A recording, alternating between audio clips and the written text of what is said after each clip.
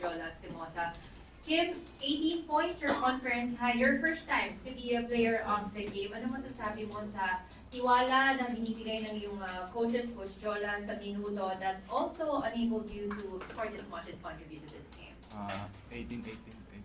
18 points. 21 minutes. 18 to 21 minutes.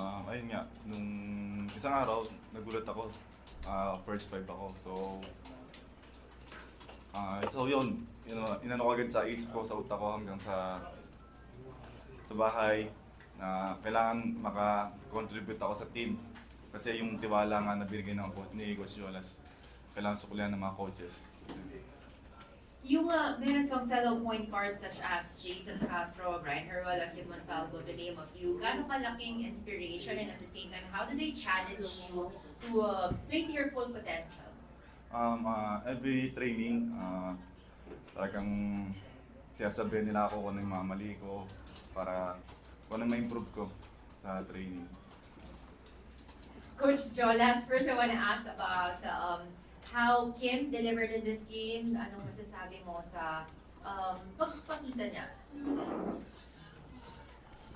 I think he deserves all the minutes that he is getting right now, and we talked about starting him because we were looking for a scorer.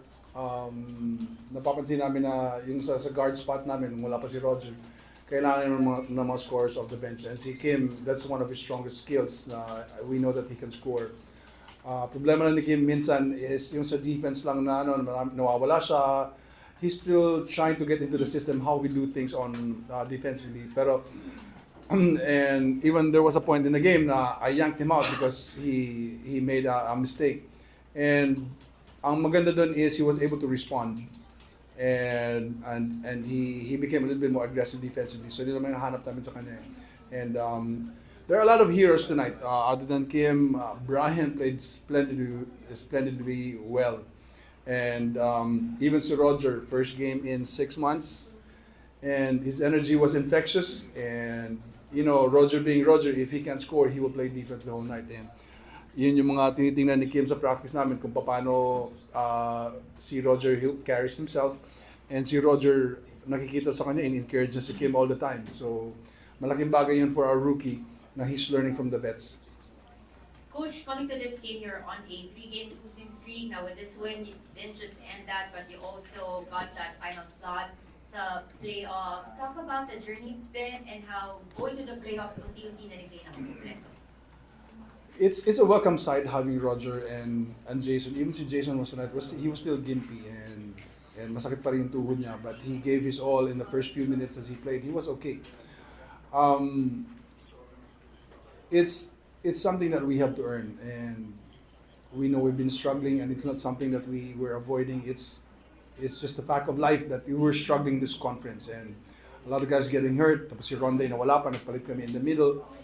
But we're hoping that we can fix our problems defensively. So going to the quarterfinals against Magnolia, and Magnolia's been number 1 the whole season, and they're a tough team to crack. But I'm just hoping that we can improve our game little by little, and hopefully we can have a really good competition against Magnolia.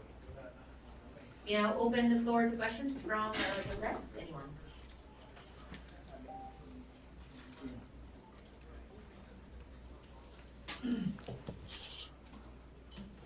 Coach, follow-up lang po against yung Magnolia series ninyo.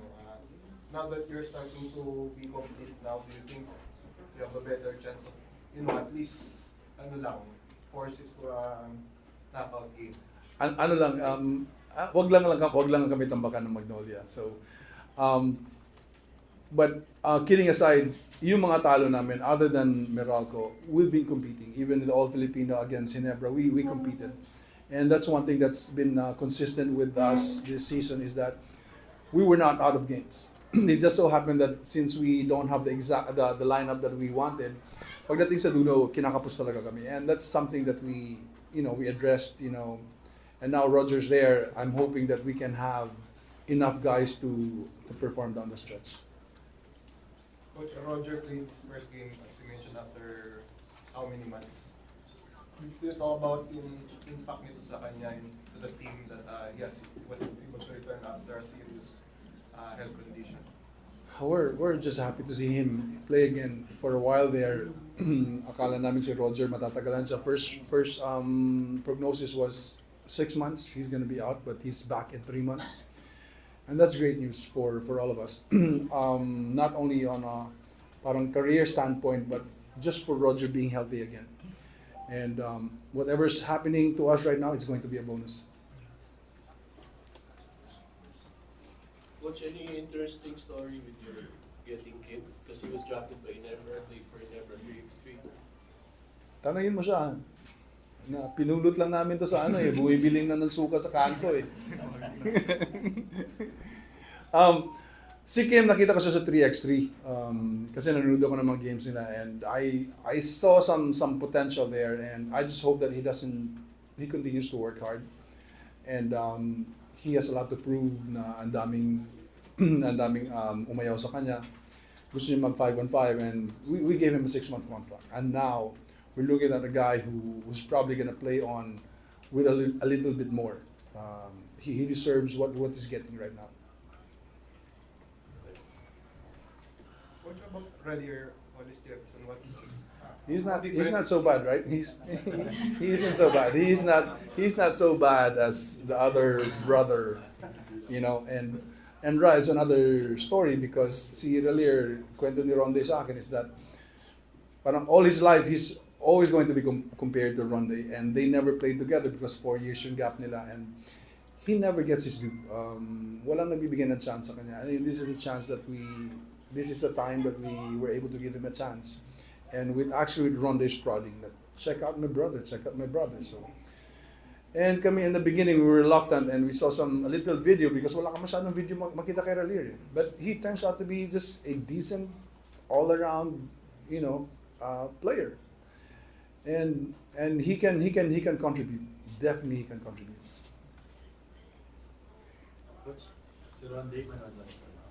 Binansa ng ni commissioner ngayong game na to. Dahil dun sa ginawa niya, 1 game lang. Hindi naman ban, but sinabihan lang siya na huwag ka munang sumipot, ganyan. But itong game lang na to. But he will be cheering on the team. He will be cheering the team on Wednesday if we have a game. And then, he's still gonna play in the EASL though. Yeah, lalaro siya. Alright, that wraps up our post-game press conference. Thank you, gentlemen. Congratulations.